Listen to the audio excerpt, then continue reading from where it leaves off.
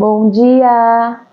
Hoje nós vamos falar sobre os 5 traços de caráter, dar uma introdução, mas nos aprofundar no primeiro traço que se forma aqui é o esquizoide. Traços de caráter, Sandra! Do que você está falando? Aliás, quem é você? Gente, eu sou analista corporal, também sou especializada em análise sistêmica e com foco em autoconhecimento, tá? Eu trago ferramentas de programação neurolinguística e também de hipnose clínica nas minhas intervenções, tá bom? E hoje a gente vai conversar um pouquinho sobre os traços de caráter. Todos nós temos 5 traços de caráter em diferentes proporções, ou eles estão igualmente distribuídos, tá? Tem alguns casos que as pessoas têm mais ou menos a mesma quantia, 20 e poucos por cento de cada um, bom? E hoje a ideia é dar uma introduçãozinha bem básica sobre a formação desses traços, porque não estamos aqui para estudar a ciência, né? Ela vem de 2 psicanalistas, psiquiatras, que é o Wilhelm Reich e o Alexander Lowen, que eram discípulos de Freud, tá? A partir desses estudos, aqui no Brasil nós temos várias outras linhas, né, que estudam isso, e uma das escolas que se destacou aí nos últimos tempos, desde 2018, neste estudo mais aprofundado, é a escola O Corpo Explica, onde eu me certifiquei como analista corporal e também aprofundei meus estudos aqui a partir dos materiais do Dr. Fernando Freitas, que é especializado em análise sistêmica, tá bom? E aí a gente vai falar como esses traços se formaram rapidamente. Eles vieram das interações que o feto, o bebê, a criança teve ao longo dessa jornada, desde a vida intrauterina até mais ou menos os 5 anos de idade, tá? Então a gente sofre pequenos traumas, tá? Durante esta fase. É a fase que a gente está formando um pouquinho a nossa personalidade, né? E tudo vem de reações que a gente, de percepções, na verdade, que a gente teve do ambiente. E a partir dessas percepções, nós tivemos reações a essas percepções de acordo com o que foi sentido, tá? O primeiro traço, ele traz como dor primordial a dor da rejeição. E por que veio essa dor da rejeição? Vamos lá. A criança está dentro do útero da mãe e por algum motivo, esta mãe passa por um processo de estresse, de tensão. Pode ser um momento em que ela percebe, ela se lembra que ela está grávida e fica preocupada. Meu Deus, um mundo cheio de criminalidade, um mundo, ou se não, ela está sem o companheiro, o pai da criança, isso deixa ela tensa. Ou se não, ela perdeu o emprego, ela fica preocupada, como é que eu vou cuidar do meu bebê?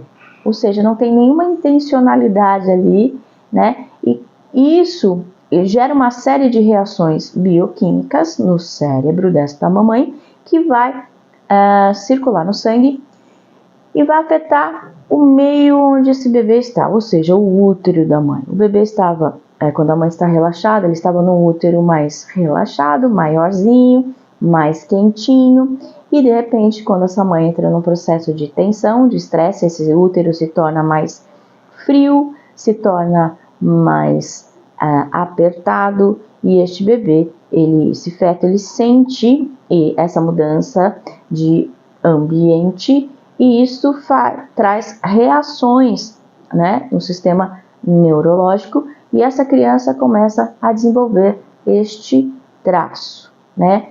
É como se a criança, assim, foi colocado esse nome, tá? Esse medo da rejeição, né? Não é que a mãe rejeitou o bebê, mas a percepção é como se fosse, tá bom?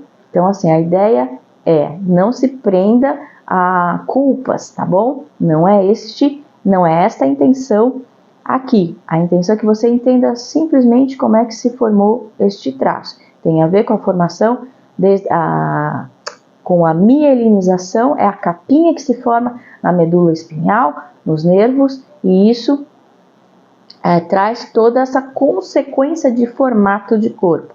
Este bebê, ele fica com toda a sua energia na cabeça, porque cada vez que ele se movimenta, a mamãe lembra que está grávida e isso traz algum tipo de estresse, de tensão para esta mãe. Então ele prefere ficar quietinho e na mente, ou seja, é um traço muito mental, muito racional, ele tem várias conexões neurais, é um traço que traz uma inteligência de raciocínio lógico muito grande. É o traço que eu chamo de criativo racional.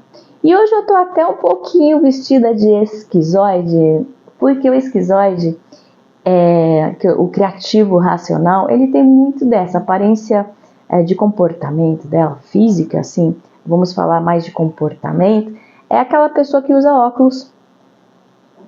Por quê? Porque ela quer se manter distância das pessoas. Ela não gosta de contato, tá? Ela gosta de ficar quietinha na dela, ela tem essas proteções. Mas ao mesmo tempo é uma pessoa extremamente criativa. Ela não gosta de coisas convencionais. Ela não gosta muito de ficar seguindo as regrinhas impostas. Ela tem o jeito dela, o mundinho dela de existir. Então, um chapéuzinho, uma blusa mais colorida, isso faz parte do jeito dela se expressar, tá bom? Outra coisa, eu tenho traço esquizoide mais baixo, tá? 5% só. Uma pessoa com esse traço muito alto, ela vai ter um corpo bem alongado, o rosto bem alongado. A cabeça, você vai ter a impressão que ela é maior que o corpo. E outra coisa, parece aquela pessoa que meio desconjuntada, que a gente fala, né? Assim, parece que não tem um encaixe perfeito assim, do corpo, parece que está tudo meio solto. E não é que ela é travada, na verdade, né? É uma pessoa bem travada, ela não é uma pessoa que tem uma mobilidade, uma consciência do corpo muito desenvolvida. A consciência dela está toda na cabeça, ela raciocínio lógico. O corpo, o movimento, não é a praia dela não, tá? Então aquela pessoa travada para dançar, não gosta de atividade física, ela tem a perna fina, ela não tem força no corpo, sabe? É aquele corpo sem energia, aquele corpo magrinho, onde você vê as juntas, né? As juntas você começa a ver os ossinhos, são bem aparentes, tá? Mesmo nos dedos, né? Você vê aqueles dedos mais alongados, sabe quando aparece as juntas dos ossos? É assim, tá? Essa pessoa tem esse aspecto. Quando você tem uma grande porção desse traço na pessoa, você percebe facilmente, é uma pessoa magra, tá? Sem energia no corpo.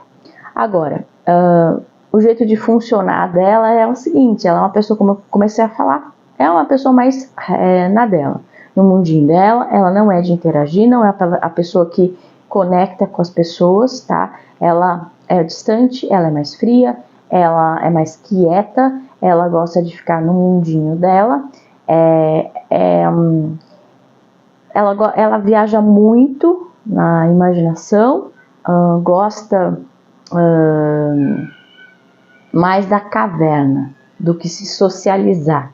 Então ela fica na caverninha dela, é o tipo da pessoa que adora ficar mergulhada lá absorvida, né, por jogos, videogames, né, por livros, filmes. Ela entra na caverna dela e adora ficar viajando, tá? Então, como recurso, né, principal recurso dela é a criatividade, né? Uma pessoa extremamente criativa. Ela vai ter soluções totalmente fora da caixa. Ela consegue fazer conexões neurais que uma pessoa que tem esse traço mais baixo não consegue com a velocidade que ela faz, tá? É muita facilidade, consegue ter muitas ideias ao mesmo tempo. Então dá pra gente imaginar que é uma pessoa que trabalha mais com a criatividade, ou que seja um inventor, uma pessoa que trabalha numa área de criação, de inovação. Então são essas áreas que mexem muito com a criação, criatividade, ideias fora da caixa, tá?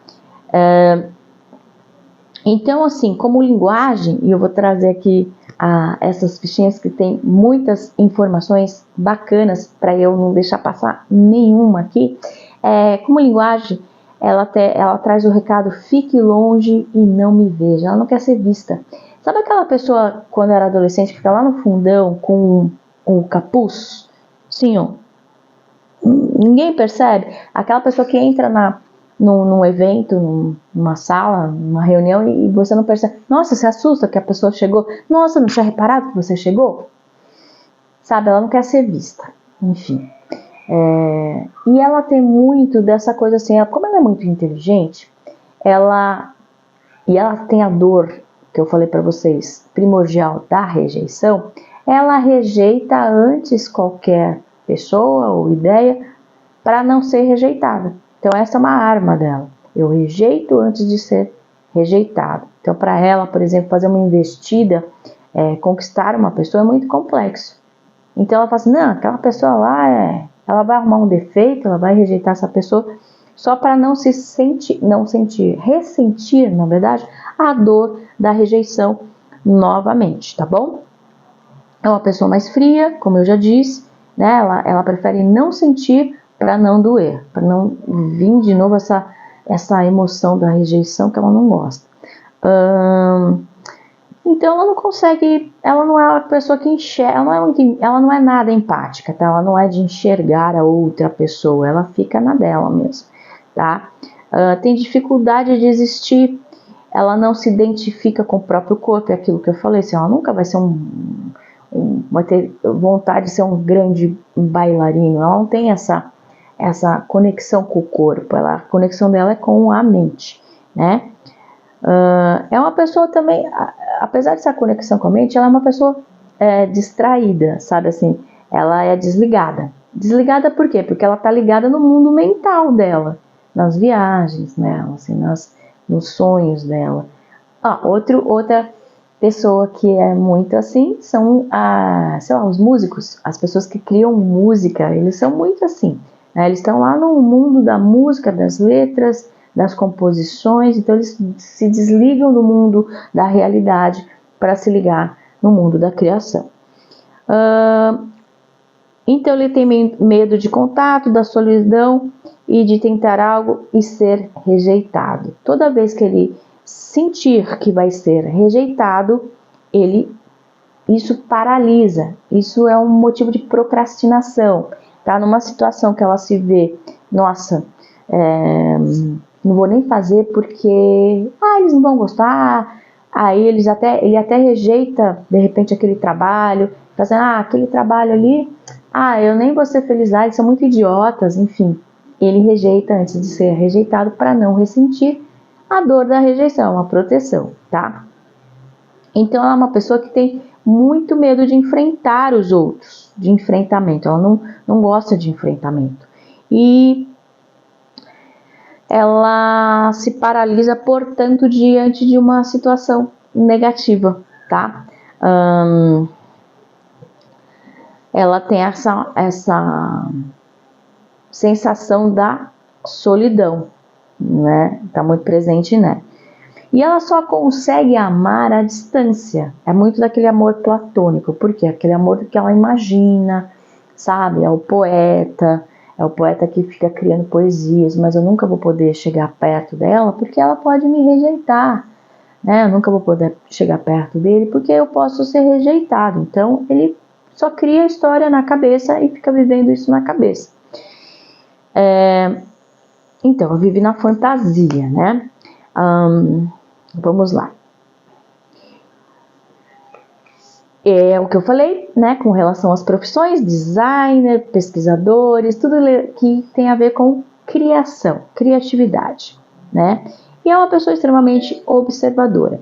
Então, olha só, se você tem esse traço bastante elevado, o ideal é que você traga repertório para esse traço, né? Ele vai gostar de que você traga repertório para ele criar cada vez mais. Quanto mais ele amplia o universo dele, mais elementos ele tem para trazer uma criação ainda mais rica. Então, assim, quanto mais coisas, ele não é de se aprofundar muito nos estudos em uma coisa só. Ele começa a viajar, eu tô aqui, ele desfoca, né? Gostei muito disso, aí daqui a pouco ele vai lá, vou estudar música, mas eu não vou ser um super mega músico, aí ele vai estudar um pouquinho da outra coisa ali, só se for realmente houver uma grande identificação na área, mas ele gosta de permear diversos mundos, para quê? Para ter repertório, aquela coisa assim, preciso de ter elementos para eu poder viajar mais na maionese aqui. Frases típicas, isso é bem legal. O mundo é horrível. Ninguém me vê, ninguém me ama, ninguém me quer. Prefiro ficar só, as relações são perigosas. Ou seja, não é uma pessoa que gosta de se relacionar, não, tá? Não é uma pessoa sociável, tá? As pessoas me ferem, prefiro ficar invisível. É aquilo que eu falei, a pessoa chega, você nem percebe, que você assusta.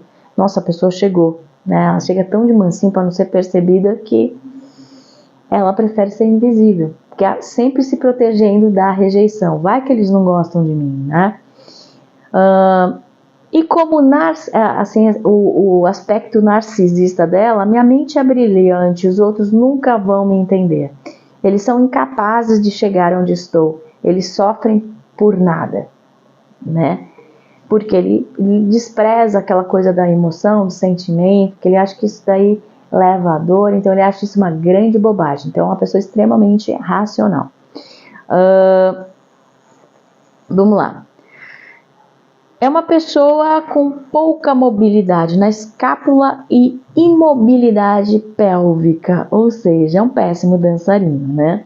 Ela não tem aquela conexão com o corpo que você precisa ter para poder dançar, né? A impressão que você vê quando você vê uma pessoa dessa é que ela vai desabar a qualquer momento, né? Parece que está tudo desencaixado. Vamos lá.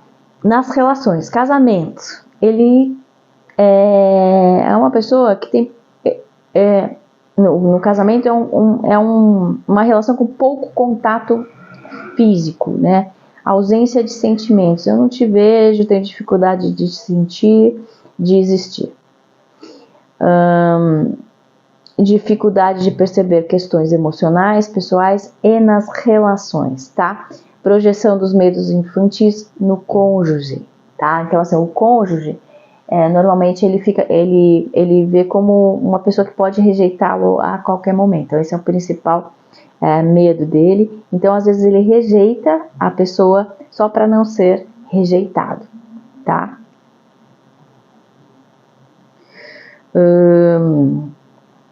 Vamos lá. Dinheiro, gente, parte financeira desse traço. Ele nem sabe o que é, não se importa ou se conecta com esta necessidade, tá bom? Então, assim, é uma pessoa que está muito... Sabe aquele intelectual que ele só quer estudar, ele não está preocupado. Não estou preocupado em ganhar dinheiro? Tem uma esquizoidia bem elevada, tá? Ele não se conecta, o negócio dele é criar. Estar criando é o que importa. Ele não é uma pessoa ambiciosa, tem baixa ambição, tá bom?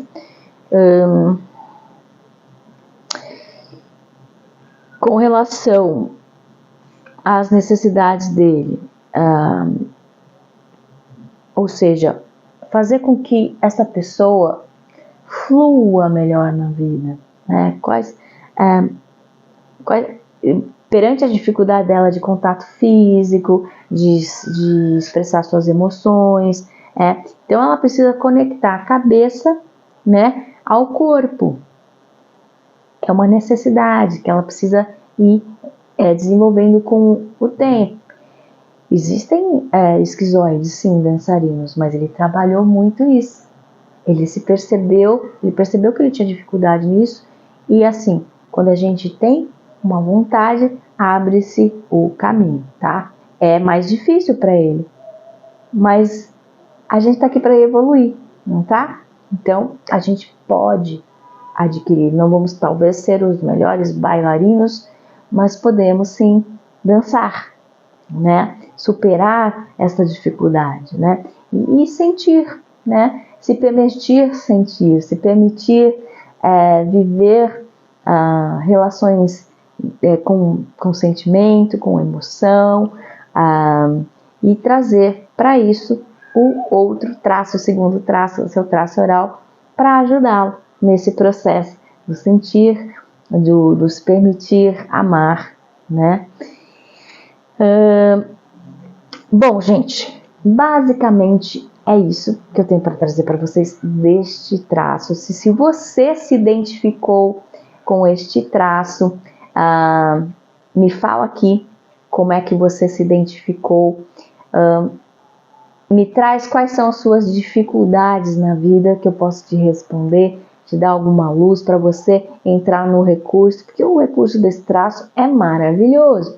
É um traço que consegue dar respostas incríveis para a vida. Ele tem uma visão, uma capacidade de raciocinar que os outros traços não têm. Ou seja, é uma pessoa com inteligência acima da média, né? E qualquer dúvida que você tenha, qualquer questão que você tenha, coloca aqui nos comentários, eu vou responder para você. E espero que você tenha gostado. Continue assistindo, porque você também tem os outros traços, os próximos traços. O oral é o próximo, depois o psicopata, depois o masoquista. E, por último, a gente finaliza com o traço rígido.